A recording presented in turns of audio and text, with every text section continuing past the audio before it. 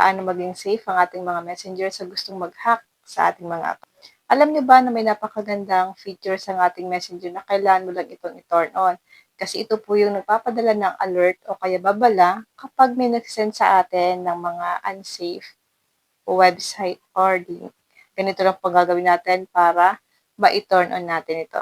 Open lang natin ang messenger natin. Tap 3 lines. Tap settings icon. Scroll down, click privacy and safety.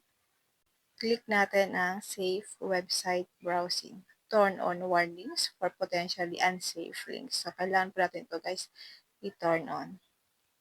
Kapag nakakulay gray po yan guys, ibig sabihin po naka-turn off yan. Kapag nakakulay blue yan, ibig sabihin po naka-turn on yan. Get warnings when potentially unsafe sites may be trying to steal private information. Kung hindi nyo po yan guys naintindihan, ang gagawin nyo po, kapag mahina tayo mag-intindi ng mga English, punta lang tayo sa ating Google.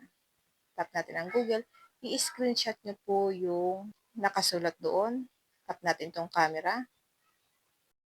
Ito po yung in-screenshot ko kanina. Tap lang natin. Ito, tap natin ang translate.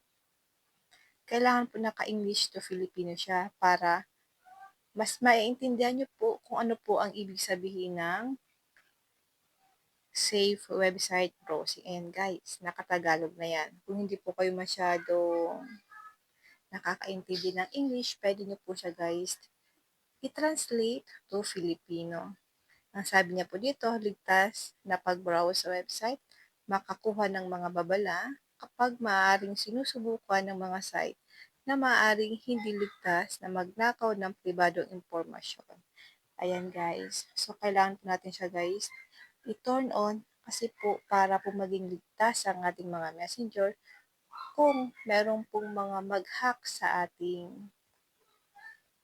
messenger or sa ating Facebook. Kaya napakahalaga pong i-turn on natin ito. Marami po kasi guys na hindi aware sa mga gumagamit ng messenger. Lalong-lalo na po kapag bago pa lang sila gumagamit ng messenger. So, hindi sila aware sa mga website or link na sinasend sa kanila ng mga friend nila sa Facebook or Messenger. Kasi hindi naman po kasi lahat ng ating mga friend ay kilala talaga natin.